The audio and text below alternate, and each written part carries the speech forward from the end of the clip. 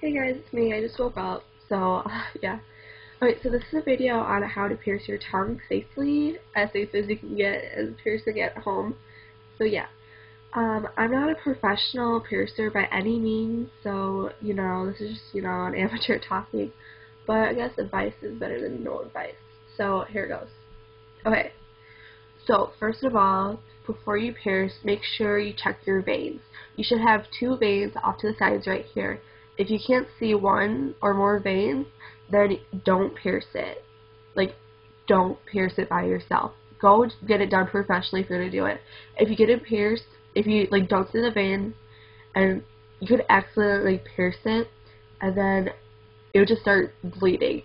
You'd have to go to the ER, and it's just a whole mess. Also, you have a little web underneath your tongue. Make sure that you don't pierce that. If you pierce that, it's going to be extremely uncomfortable, and that could cause the web down there ripping. Okay, so what you're going to need for this is a sponge clamp, a hollow needle. Make sure your hollow needle is either somewhere from a 14 gauge to a 12 gauge. The reason for that is because your tongue jewelry, it needs to fit in there, and if you have a 14 gauge, it's kind of hard to get it in there sometimes, so 12 gauge is just better. You get it in there, and you get the job done faster and easier. For your tongue jewelry, most tongue jewelries are this big. When you first pierce it, you want yours to be that big. You need to go to a special store to get it, then go to a special store. You can order them online. The reason that you need to get it a little bit bigger is because your tongue's going to swell up, and when it swells up, it gets really weird, and it leaves indentations into your tongue, and it's just not pretty. Some things to help it swell down when you do get it pierced: ice. Ice is going to become your new best friend when you get your tongue pierced. Just suck on some ice, and it should go down. Also, take some ibuprofen.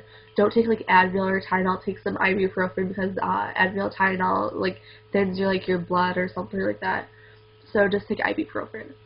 Okay. So before we start, make sure you wash your mouth out with mouthwash. Make sure you use an alcohol one, like Listerine. The reason that you use this is because it kills all the germs in your mouth. And yeah.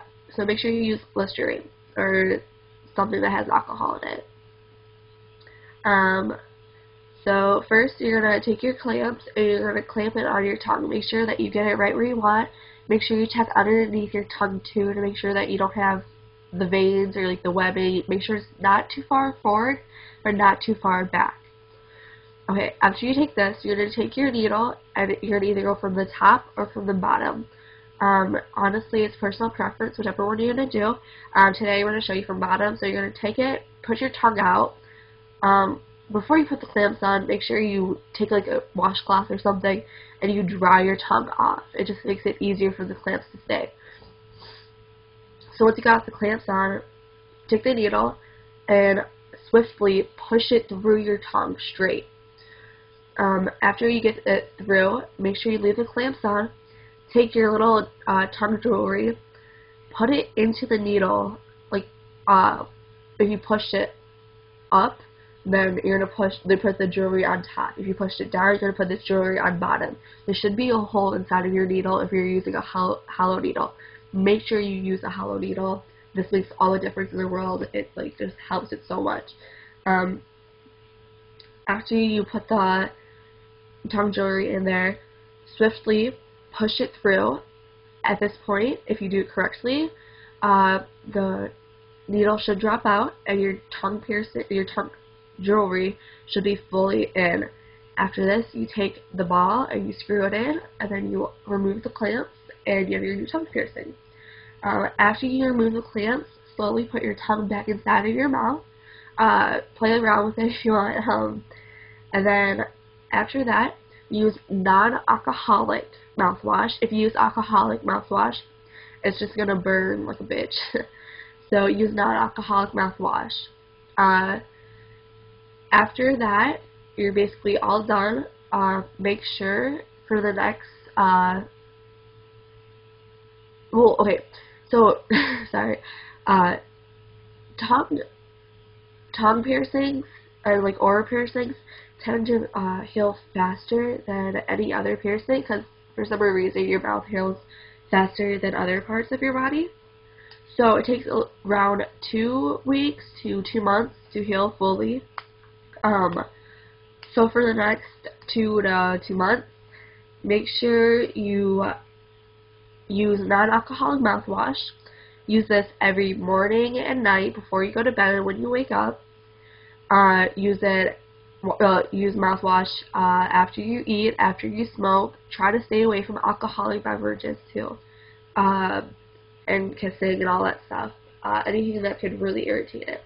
For the first week or two, try to stay away from dairy products. If you eat dairy products, a lot of them, sometimes it can cause a yeast infection on your tongue, which isn't fun. So make sure to stay away from dairy products if you can.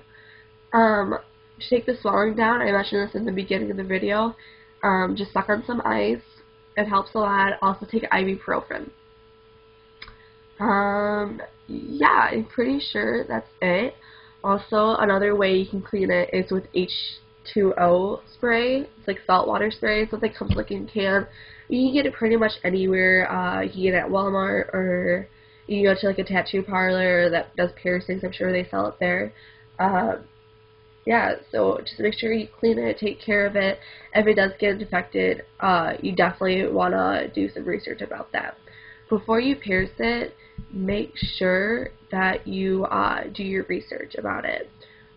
Don't just like watch this video and then like automatically just like go and like do it. You have to like do your research, please. If you do pierce your vein, make sure you seek medical help straight away. I really hope this helps you guys. And if you have any more questions, just leave a comment below or feel free to message me. Okay, cool. Bye.